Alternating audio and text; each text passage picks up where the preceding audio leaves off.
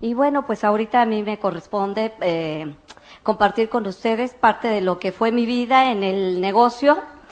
A mí lo que más risa me da es que todo el mundo piensa que mi hija sigue igual de pequeñita. Todo el mundo me pregunta, ¿y tu niña? No, pues ya cuál niña. Es altísima, bendito sea Dios, se mejoró la raza. Sí, no salió igual que yo. Bueno, sí es delgada, pero mide 1,68, bueno, estuvo mejor, ¿no? Ella vive actualmente en Montreal. Todo el mundo piensa que hice un gran sacrificio al dejarla un tiempo, pero si tú ves hacia atrás, cualquier sacrificio que hagas por tus hijos es pequeñito. Yo creo que nunca me voy a arrepentir de lo que he hecho. Este negocio me ha dado la oportunidad de forjar un destino mejor para mi hija. Ella actualmente pues tiene el estilo de vida que todos los padres queremos. Ella está estudiando ahorita en la Universidad de Concordia, en Montreal. Tiene 4 años y medio viviendo allá. Y ella se ha vuelto muy independiente. Me heredó, me duplicó. Es una persona con un carácter muy definido, autosuficiente, sabe hacia dónde va. Y platicando con ella el otro día me decía, mamá, es que yo me visualizo como una empresaria de gran éxito. Fíjate lo que hacemos. Cuando nosotros nos integramos al sistema y empezamos a vivir día con día la realización o la lucha de nuestros sueños, nuestros hijos empiezan a heredar eso. Y yo creo que es la mejor herencia que les podemos dar. El enseñarles que a un sueño no se renuncia, sino que por un sueño se lucha. Cueste lo que cueste. ¿Por qué? Porque en el sueño encontramos nuestra realización. En la renuncia de nuestros sueños encontramos nuestra frustración. Y la frustración es el cáncer del alma. El alma nunca se repone de la frustración. Renunciar hacia lo que a ti te podía haber llevado a descubrir el potencial que tú tienes es un dolor que yo no se lo deseo a nadie. El esforzarnos, el luchar, creo que es algo que engrandece al hombre. Ustedes saben que yo entré hace más o menos 14 años. En ese tiempo tenía 40 años y yo me sentía un poco frustrada. Había estudiado una carrera, pero esa carrera no me había llevado a ninguna realización. Por alguna situación apenas había yo conseguido el sobrevivir. A los 40 años tenía yo una niña de 4 años y medio, un montón de deudas. Estaba yo atrapada en un empleo que no me satisfacía, porque no solamente no ganaba lo que necesitaba, sino que estaba haciendo algo que no me gustaba. Tenía que soportar a un jefe que no toleraba, y entonces poco a poco me fui frustrando. Yo pienso que cuando una persona se frustra, de repente es como si te empañaran el cristal de tu vida y lo ves ya todo diferente, lo ves amargo, triste, gris. Y lamentablemente quien se lleva el resultado de esa frustración son las personas a las que más amamos, a nuestros hijos. Yo pienso, si no hubiera hecho este negocio, me imagino que ahorita sería una señora, no sé, varicosa, con sobrepeso, frustrada, hablando eternamente en pasado. Si yo hubiera, aferrándome a algún pequeño éxito pasado que hubiera tenido, es que yo algún día fui y añorando lo que pude haber sido. Cuando nosotros somos jóvenes pensamos que nos vamos a comer el mundo. Cuando yo tenía 15 años, juraba que a los 20 iba a ser millonaria. Cuando llegué a los 20 estaba apenas en la universidad. Y bueno, dije, me doy otros 5. Juraba que a los 25 todo era cuestión de recibirme y seguramente alguien me iba a ofrecer la dirección general de alguna importante compañía. Yo me soñaba como una ejecutiva exitosa. Y bueno, llegué a los 25 y pues sales a pedir empleo.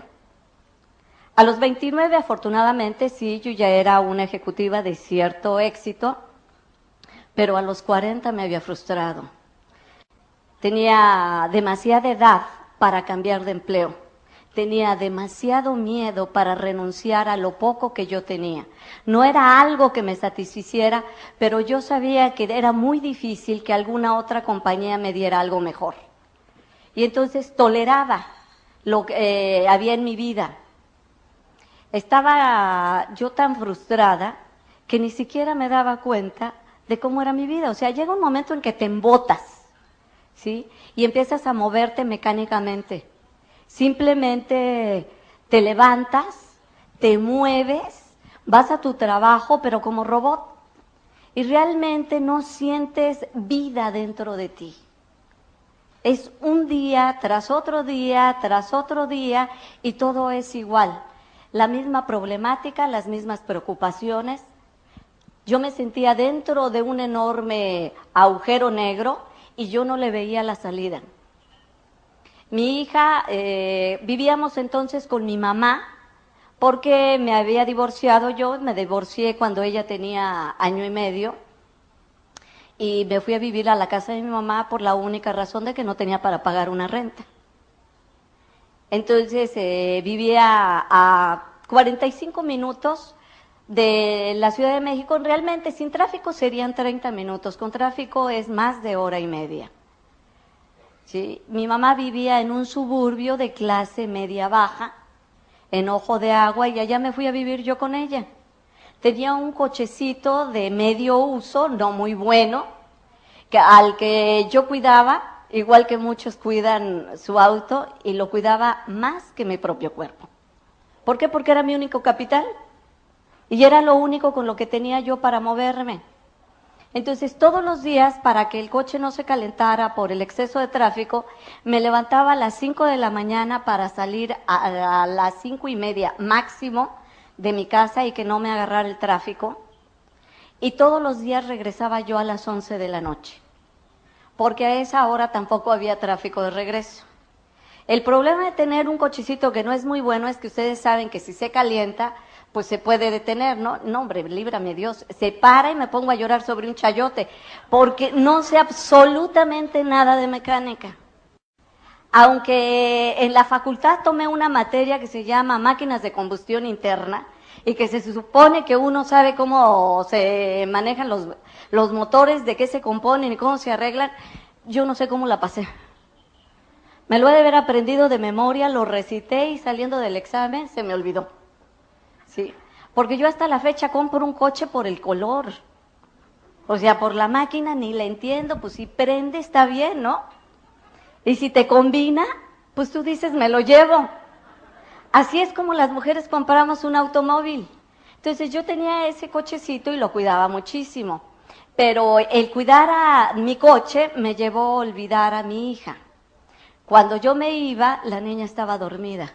Y cuando yo regresaba, la niña estaba dormida. Entonces, llevaba yo viviendo más o menos 3 años igual. La niña crecía, mi mamá la cuidaba, pero yo tenía poco contacto con ella. Los fines de semana que tenía tiempo para convivir con ella, normalmente, pues el sábado lo dedicaba a limpiar la casa, a planchar la ropa, a arreglar las cosas de ella y a arreglar mis cosas. Y el domingo estaba muerta. Lo único que yo quería era olvidarme, descansar.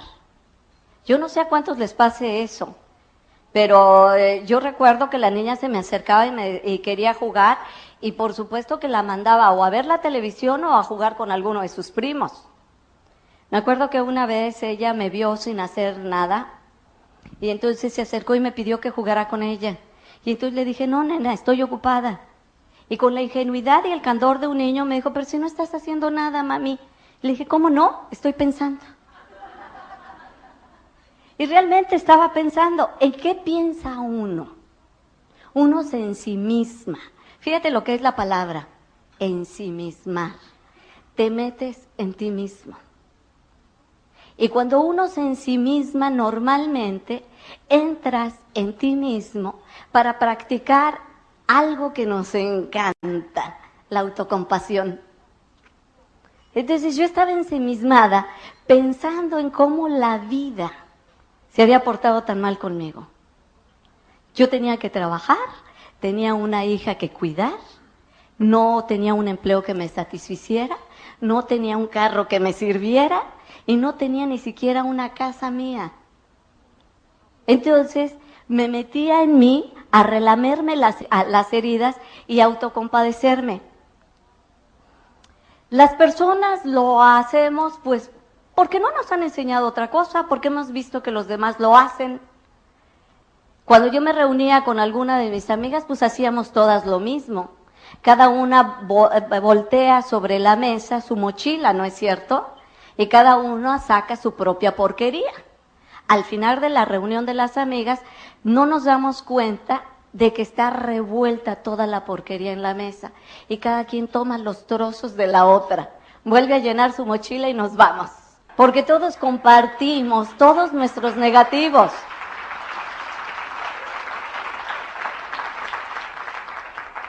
Entonces, en esas estaba yo, pero yo pienso que la vida es misericordiosa con cada uno de nosotros.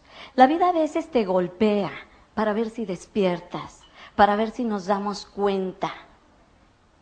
Y en eso estaba cuando un amigo mío me regaló un librito. Era un librito de pequeñas historias. No sé por qué me lo regaló. No sé si él sabía que me hacía falta, si lo había leído antes, o simplemente la vida lo utilizó como instrumento y me acercó ese libro. Yo recuerdo que lo abrí y venía una pequeña historia. Hablaba de un niño que va corriendo cuando llega su papá del trabajo y le pregunta, papá, ¿cuánto ganas tú por cada hora de trabajo? El papá, que viene cansado, le dice cualquier cantidad, $5 la hora, por decir algo, ¿sí? Y entonces el niño se le queda viendo y le dice, papá, ¿me puedes dar 3? El papá, enojado, piensa que el niño es un interesado y lo regaña y lo manda a dormir. El niño, apesadumbrado, porque es un niño muy pequeño, de 4 o 5 años, se va a su recámara sin decir nada. Y el papá al rato se queda pensando, si esos $3 a lo mejor no son algo importante para el niño y que finalmente pues para él, pues ¿qué más da? Entonces se arrepiente, como nos arrepentimos todos los papás después de que ya la regamos, ¿no?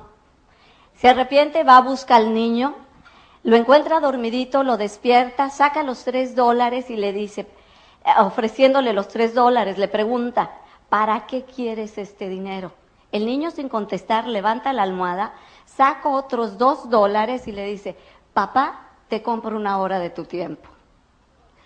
A mí esa historia, bueno, me partió el corazón, porque de repente me di cuenta que yo llevaba 3 años sin darle 1 hora completa a mi hija. Estaba yo demasiado ocupada en proveer. Y creo que todos los padres se nos va la vida haciendo eso. Nos preocupamos mucho por conseguir dinero y creemos que llevando el sustento a nuestra casa ya cumplimos. La tragedia es cuando los hijos crecen y nos reprochan la ausencia que tuvieron de nosotros. Y uno queda en un conflicto enorme porque siente que es una ingratitud por parte del hijo el reclamo. ¿Cómo te puede reclamar un hijo tuyo que no hayas estado junto a él si tú te has partido en 4 para conseguir lo que él necesita? Y sin embargo, muchas veces nuestros hijos no son cosas materiales lo que más necesitan. Necesitan quizá más una caricia o una palabra. Necesitan quizá 1 minuto de atención dedicado exclusivamente a él. Yo no lo sabía. Pero cuando leí ese librito tomé una decisión. Teníamos que buscarnos una casa, mi hija y yo, en la Ciudad de México, de manera que las horas que yo invertía en la carretera pudiera dárselas a ella. Y fue acción. Yo ayer les contaba, yo tengo un muy buen ejemplo con mi mamá. Ella nunca se piensa las cosas. Ella es decidir y actuar al mismo tiempo, o sea, no es de voy a, es de estoy ya. Entonces, en el momento en que yo tomé la decisión, al día siguiente empecé a buscar un departamento. Claro, de acuerdo a mis posibilidades. Y cuando uno se toma la decisión, pero en serio, algo pasa. Ustedes lo han leído también en el libro del alquimista, ¿no es cierto? Que dice, el universo se confabula. Y el universo se confabuló, y ese mismo día que yo empecé a buscar departamento, lo encontré. Salí a la hora de la comida, y en 1 hora encontré un departamento cerca de mi trabajo. Inmediatamente hice el cheque, lo aparté, y le informé a mi mamá que me iba a México a vivir con mi hija porque le quería dedicar más tiempo. La niña estaba feliz. Empezamos a vivir así 2 meses. Yo arreglé todo en mi trabajo de manera que pudiera trabajar nada más en la mañana y me quedara toda la tarde. Entonces iba personalmente a recogerla a la escuela, la llevaba a la escuela, comíamos juntas, empezamos a hacer la tarea de juntas. Y para mi hija, el mundo de repente se había iluminado, porque su mamá ya estaba con ella. En esas estábamos cuando me encontró el negocio. Una vez un amigo mío pensó en mí porque le habían presentado esta oportunidad. Bueno, entonces les decía, me presentó mi amigo Sergio, que no es Sergio Rivera, sino Sergio Ruiz, me presentó la oportunidad. Él era amigo mío desde hacía muchos años, de hecho era mi mejor amigo, hace ya muchos años que no lo veo. Entonces, como nos conocemos, como se conocen los amigos, ¿no? Cada vez que él me contaba algo, yo le sacaba raíz cuadrada, porque yo sabía que lo que él decía siempre era un poco exagerado. Entonces fue y me contó de este negocio. Entonces le dije, no, Sergio, tú siempre andas con tus tranzas y por eso luego nos va mal. Entonces yo no quise saber nada, pero él me insistió, y la tercera vez que fue a verme, yo vivía en un departamento en el primer piso que tenía las ventanas de pared a pared y con esas persianistas mini blind. Entonces, obvio, cualquier persona desde la calle podía ver perfecto lo que había en mi casa, ¿no? Entonces yo estaba platicando con el papá de mi hija que había ido a verla, cuando veo que se estaciona el carro de Sergio, ¿sí? Y en cuanto lo vi, para que él no me viera, que me aviento pecho tierra sobre la alfombra. Y así pecho tierra que me voy hasta la cocina. Pues mi exmarido se me quedó viendo como diciendo, ¿qué onda, no? Y entonces me sigue hasta la cocina y me dice, ¿qué le debes?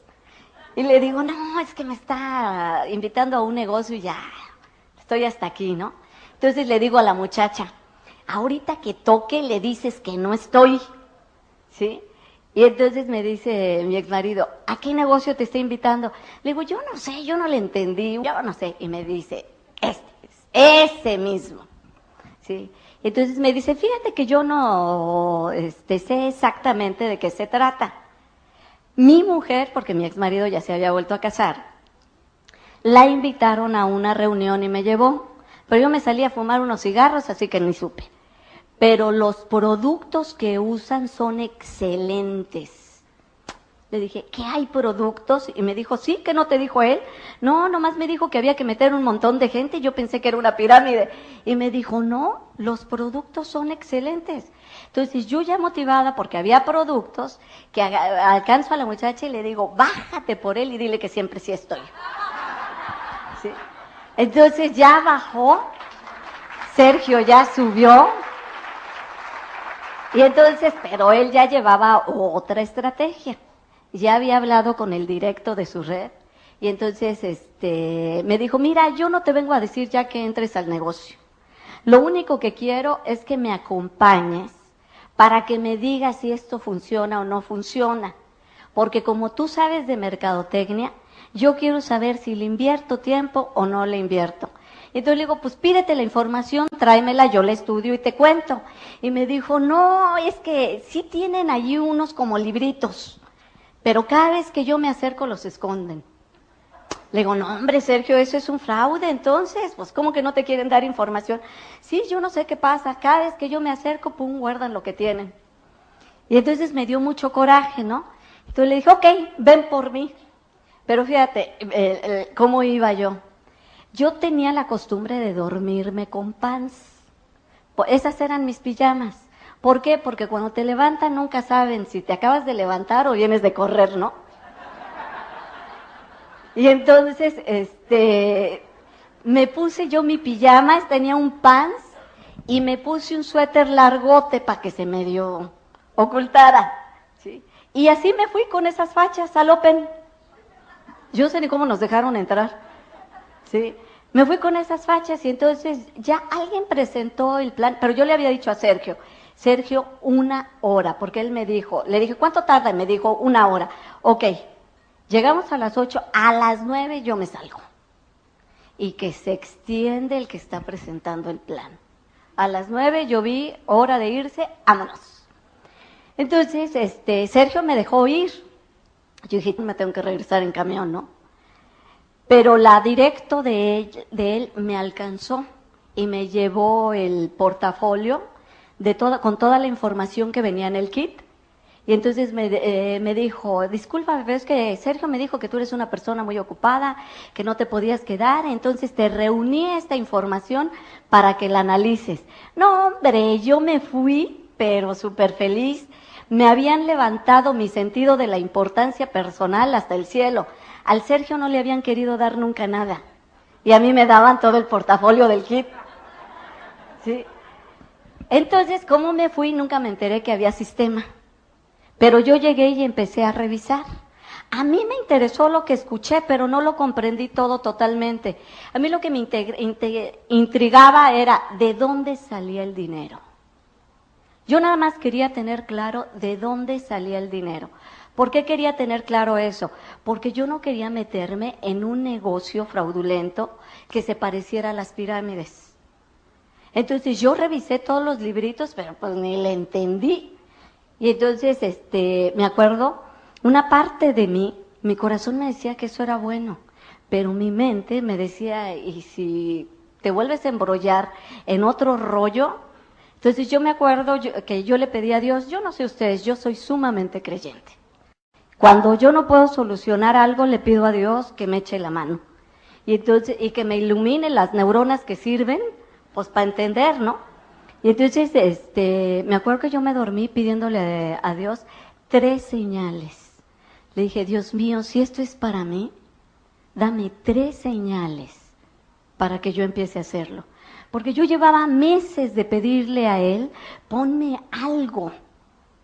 Porque el dinero no solo no me alcanzaba, sino que yo estaba harta de hacer el trabajo que estaba haciendo. Mi jefe tenía la costumbre de jinetearse la lana de los clientes. Y luego me obligaba a mí a mentir, cosa que además nunca hice. Entonces venía siempre el pleito y el reclamo. Él me decía, no, es que no te pones la camiseta, que no sé qué más. No, pues si ponerse la camiseta era mentirle a un cliente de, ya me mandaron a hacer mis muebles. Y yo, pues la verdad le decía, no hombre, para nada. Y entonces, ya sabes, pues le hablaban a él y se lo ponían, ¿no? Y yo le había pedido a Dios, Dios mío, ponme algo. Debe de existir un empleo en el que no tengas que mentir para ganarte, pues, la papa. Y entonces a mí me latía que esto era bueno. Y yo me acuerdo que me dormí bien tarde y a las 5 de la mañana, pum, vale que me despierto. Acababa de ver claritito de dónde venía el dinero. Yo había trabajado anteriormente en publicidad. Había sido directora de ventas de una de las, directora de proyectos especiales de una de las agencias más importantes de México. Y yo sabía que las compañías dedican cuando menos 30% del total de sus utilidades a reinvertir en publicidad y distribución. Entonces de repente lo vi, claro, ellos nos pagan porque nosotros somos los publicistas y los distribuidores. Cuando entendí eso, no, hombre, que me vuelvo a poner mi suéterzote y que me salgo, porque yo no tenía teléfono en mi casa, y que me voy a buscar a Sergio, le hablé por teléfono, y que le digo, Sergio, ya entendí de dónde sale el dinero.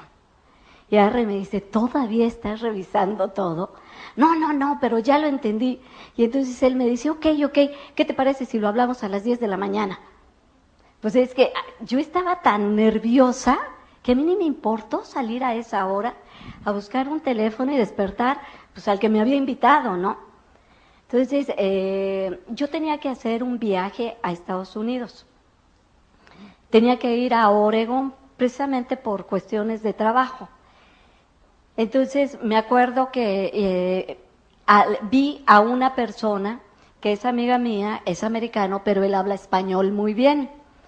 Entonces, le comenté sobre lo que estaba pasando en México. Y entonces él, me acuerdo que Andrew, muy sorprendido, me dijo, ¿está la corporación en México? Sí. Cuando yo escuché eso, yo dije, es la segunda señal. Porque Andrew tenía toda mi confianza. Y si él me estaba diciendo que sus amigos, él es psiquiatra de niños, me dijo, mira, yo no lo hago porque yo tengo una profesión que me absorbe. Yo en tu lugar lo consideraría. Para mí esa fue la segunda señal. Un segundo.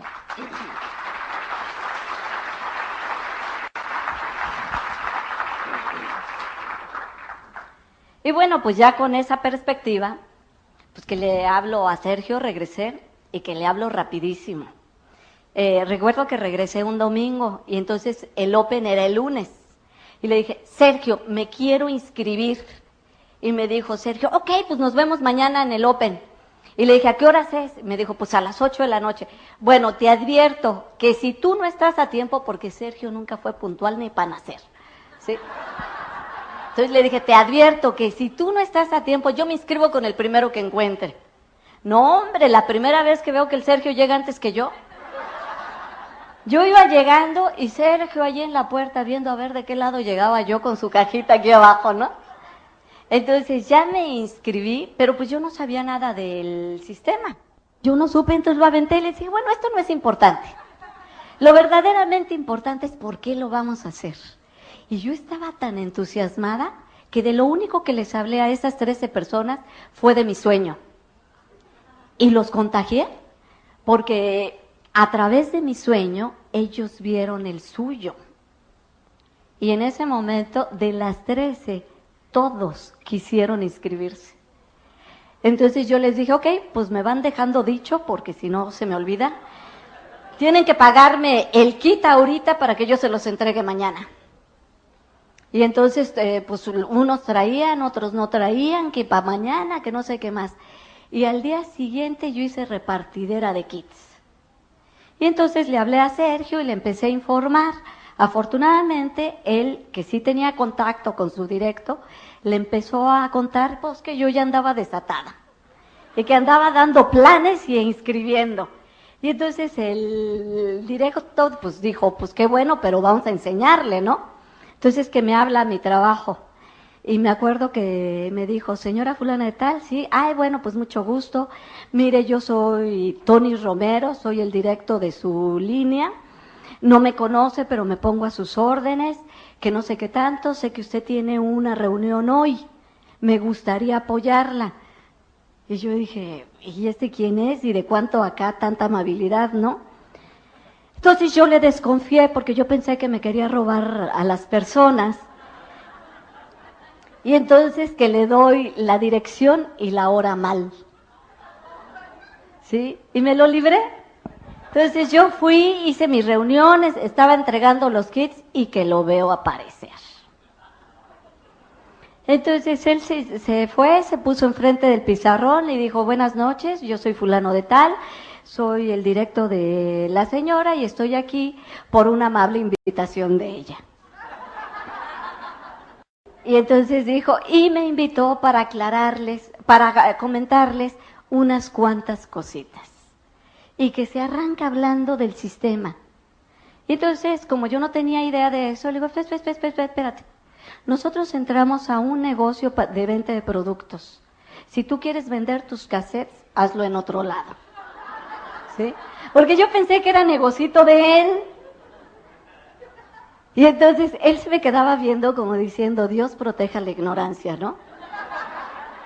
Y empezamos a discutir delante de las 13 personas y todos nomás viendo. Entonces al final, él me dijo, yo no puedo creer que exista una persona tan humilde que no pueda enseñarle a otro, ni tan soberbia que no acepte aprender de otros. Yo dije, en la torre, ¿sí? Me está poniendo en evidencia con los que yo conozco. Yo dije, la humilde Consuelo, no, pues. Entonces me lo da y yo empecé a escucharlos en mi casa. El primero era de un cubano que a mí me pareció que era Nananina y Tres Patines. Yo dije, ¿qué hacen Nananina y Tres Patines aquí, no? Finalmente no me gustó y lo quité. Y luego el segundo era Nananina y Tres Patines 2. Y entonces yo dije, no, pues si así están todos, espérate, yo no quiero. Por fin dije, el último que escucho, el último me salvó la vida. Era un puertorriqueño que le entendía yo ya más, porque a los otros dos cubanos que no hablaban bien español, yo no les entendía. Al puertorriqueño le entendí muy bien, pero sobre todo porque él sí hablaba con sabiduría. Él tenía como cierta profundidad que se identificaba conmigo. Dije, no hombre, este sí habla bonito. Lo volví a poner. Y entonces él mandaba un reto. Él decía, haz el negocio por 1 año, pero hazlo igualito, igualito, igualito a como te dice tu línea de auspicio, sin cambiar nada. Si en 1 año no te resulta, déjalo. Pero si te resulta, continúa hasta diamante.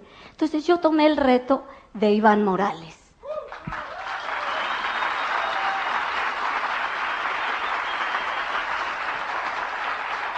Iván para mí siempre fue uno de mis diamantes y sigue siendo uno de mis diamantes preferidos. Es de la línea dura, él golpea, él no te dice las cosas con azúcar, te las dice directitas. Y fue uno de los diamantes más exitosos en este negocio y gracias a él yo me integré al sistema. Le pedí a Tony, dales cassettes a todos, pero quítales los de Nananina y Tres Patines. Sí, y me decía, no, Consuelo, porque los cassettes que a ti no te gustan, a otro lo van a motivar. ¿Sí? A ti estos no te gustaron, pero hay muchas personas que han entrado por esos cassettes. Y yo empecé a hacer el negocio tal cual me lo decía el sistema, tal cual Tony me iba dirigiendo. Tony me convenció a ir a mi primer seminario, lo cual le doy las muchas gracias. Por supuesto, yo fui más que nada por no perder ¿cuántos nos costaban? Creo que $5 la entrada al seminario. Entonces, el día domingo me daba mucha flojera levantarme, llevar a la niña, que la cuidaran, bla, bla, bla, bla, bla. Pero ya había gastado mis 50 pesotes, entonces yo dije, no, ni más, como sea, pues vámonos, ¿no? Entonces fui al seminario y la pareja que dio el seminario fue tan buena que logró convencerme ir a la convención, ¿sí? Entonces voy a la convención, pasa el viernes y yo no vi el compromiso. Pasa el sábado, no hombre, me le enfieré a Tony, porque faltaba nada más un orador, que era Bill Childers, el que iba a cerrar la convención. Un aplauso para nuestro offline.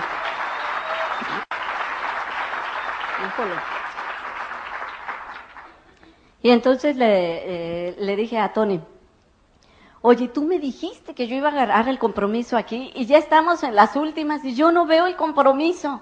Yo no sé lo que hizo Tony, pero logró sentarnos en una mesa de diamantes.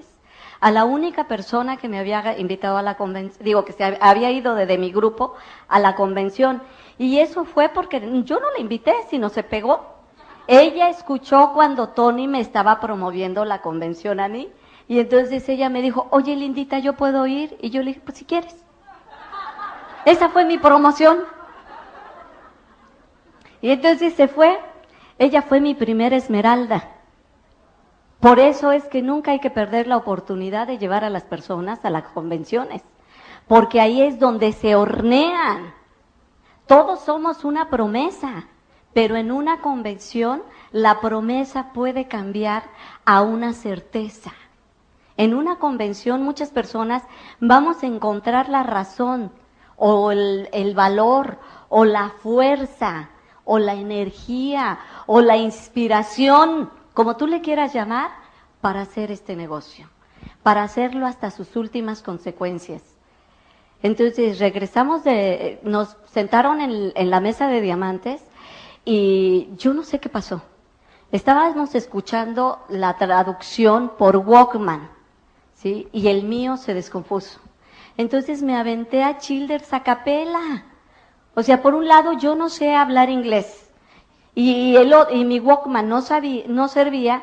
Entonces yo veía que Childers hablaba y hablaba.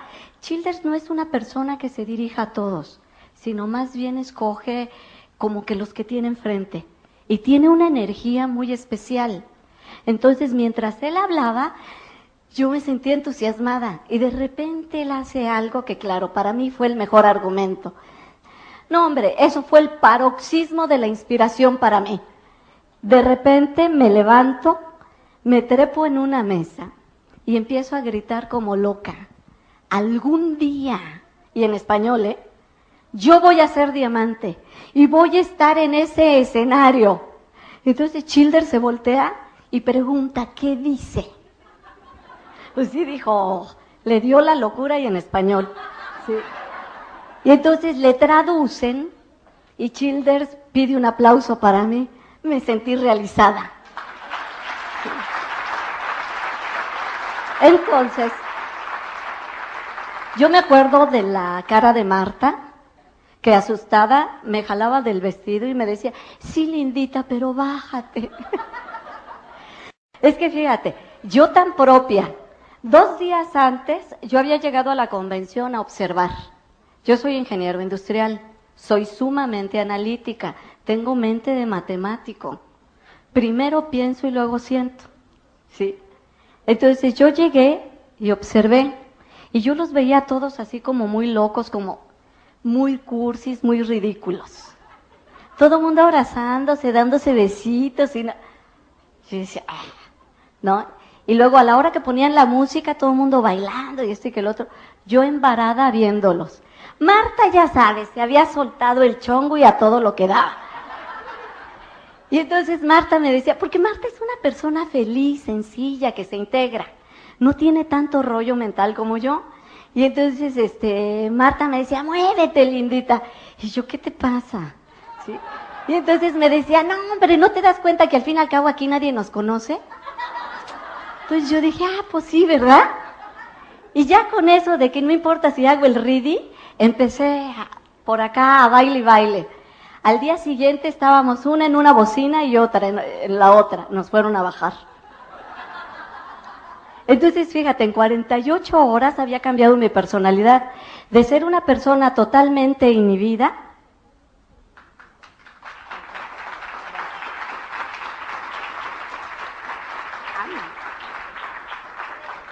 equinacia, ¿verdad? Así, a ver si esto sí ya me abre bien. Bueno, gracias por la equinacia. De ser una persona totalmente inhibida, al día siguiente ya andaba yo dirigiendo el baile. Pues al fin y al cabo nadie nos conocía. ¿Sí? Entonces, ya con eso nos regresamos. No, hombre, yo iba prendidísima. Tony iba feliz. ¿Por qué? Porque yo había tomado el compromiso. Yo había decidido en esa convención que yo llegaba a diamante. E iba a llegar como mi héroe en 24 meses. Lo hice en 22 por el año fiscal, no por mejorar el récord de Iván, ¿sí? Sino porque si no calificaba, pues ya era hasta el otro año, entonces le tuve que tupir. Tomé varias decisiones que no les digo yo que hagan, simplemente yo vi la situación así en mi vida y yo me conozco, yo soy una persona que trabaja muy bien bajo presión, si no tengo presión no me muevo. Pero si yo siento la presión, no sé, es como si se hiciera la calma. Yo en los momentos más cruciales, yo no me desespero. A mí me entra una paz y una seguridad que puedo trabajar mucho mejor así. Entonces hice cosas que no tenía que hacer, que a lo mejor no le funcionan a todos, pero que a mí me funcionan muy bien. Llegué y renuncié a mi empleo. Segunda cosa, hice la maletita de mi hija y se la llevé a mi mamá. Y yo le dije a mamá, cuídala y dame 2 años. Dame 2 años porque yo me voy a hacer diamante, mamá. Mi mamá no entendía. Había vendido mi coche, había renunciado a mi empleo y ahora le regresaba a mi hija. Decía, ¿quién sabe qué tiene? Luego me confesó que aceptó cuidar a la niña porque dijo, pues lo que tenga, a ver si no se le pega a la niña, ¿no? Digo, mejor que me la deje aquí. No te voy a decir que fue fácil. Mi hijita estaba chiquita, tenía 4 añitos. Ella no entendía por qué después de que estábamos viviendo juntas, la regresaba yo ahora con su abuelita. Yo le explicaba que teníamos sueños, yo la puse a hacer conmigo su collage, y yo creo de verdad que los sueños que tú recortas y visualizas se cumplen. Porque Fernanda recortó una foto de Lupita D'Alessio con un micrófono. Lupita en ese tiempo se peinaba como yo, no yo como Lupita, ella como yo. ¿Sí? Entonces, ella está hablando y yo le decía, pero ¿por qué, nena? Y yo por más que quería quitar a la Lupita de los sueños de mi hija, ella se aferró y sí, mamá. Tengo una fotografía años después, hablando yo en una convención, que estoy tomando el micrófono que parece que estoy cantando. Y tengo un ángulo en donde se me ve más el cabello que la cara. Y veo la fotografía que recortó Fernanda y es igual. Fíjate, ella me visualizó con un micrófono y yo ni idea tenía que después eso sucedería, pero dando una conferencia. Nunca cantando, no hombre, si salen todos y empiezo a cantar. Yo canto tan bien que me utilizan para fumigar, nomás echar. Entonces, yo empecé a ver a mi hija nada más los fines de semana. Pero fue muy bueno porque entonces aprendí a darle tiempo de calidad. Antes, aunque vivíamos juntas, yo realmente no le hacía caso. Como después de que entré al negocio, nada más la iba a ver los domingos, entonces todo desaparecía para mí y lo único que existía era ella. No le hacía caso a mis hermanos que iban a comer con mi mamá, no le hacía caso a mi mamá y solamente éramos la niña y yo. Ahí aprendí a ponerle atención a mi hija, cosa que fortaleció mucho su autoestima. Jamás volví a atender a una persona que me hablara callando a la niña. Callo primero a la otra persona y le pido, ¿sabes qué? Discúlpame, ¿qué me decías, nena? Eso le empezó a dar mucha seguridad a ella. Yo ahora la que la veo hecha una mujer, me da mucho gusto, porque la veo una mujer autosuficiente, segura de sí misma, aceptando el mundo que tiene, sin miedo, dispuesta a enfrentarse a lo que venga, y eso solamente lo tiene un niño que ha tenido atención por parte de sus padres, que no se sabe rechazado.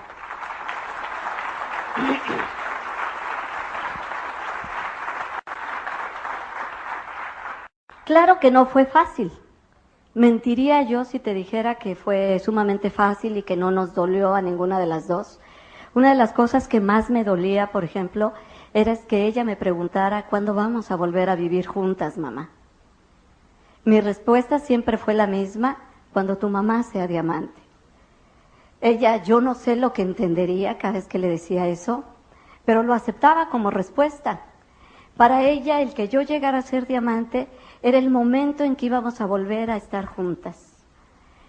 Muchas veces la familia nos lastima queriéndonos ayudar. Yo entiendo que es más que nada porque nos quieren, ¿sí? Pero, por ejemplo, yo tengo una hermana que nos lastimó mucho a las dos, porque me quiere mucho y porque tenía miedo de lo que yo estaba haciendo.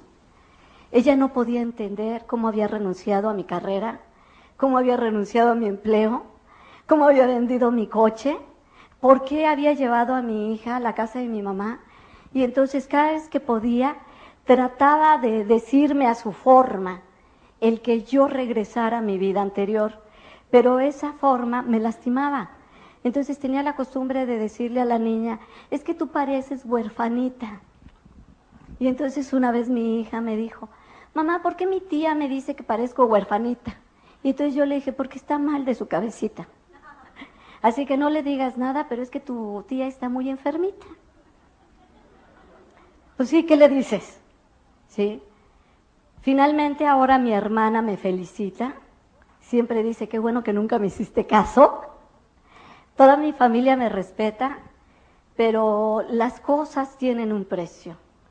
Muchas veces uno siente que el precio es gigante en el momento de pagarlo. Pero yo te aseguro que el día que tú estés subiendo como diamante, todo lo que pasaste se te olvidó. A mí me cuesta tanto trabajo recordar los momentos malos, que ahora que Charo me pidió, por favor, cuenta tu historia completa, yo decía, híjole, pues es que ya ni me acuerdo. ¿Por qué? Porque han sido 13 años de libertad económica, de bendiciones, de no trabajar, como dice Jim, de no tener la pesadilla de levantarte temprano. Hace poco tuve un sueño, y se los juro, fue real, Soñé que mi hermana, esta hermana, por alguna situación me convencía de que yo le hiciera un proyecto a su banco, porque yo me dedicaba antes a hacer eso, proyectos para diferentes compañías. Y no sé por qué me convencía y le aceptaba el proyecto al banco. Y de repente estaba yo como a media mañana, eran las 11 de la mañana, con un montón de personas en un restaurante pasándomela muy bien en el jijirijiji. Y de repente me acordaba, si yo ya estoy trabajando, yo tengo que estar en el banco. Y me entraba una angustia porque pensaba, van a correr a mi hermana por mi culpa. Van a correr a mi hermana porque yo no estoy cumpliendo. Y entonces empezaba yo desaforadamente a querer llegar al banco y pasaban un montón de cosas y no podía llegar. Tenía tal angustia que me desperté. Yo dije, ay, bendito sea Dios, solo fue un sueño, yo ya no trabajo. El día que tú no trabajes,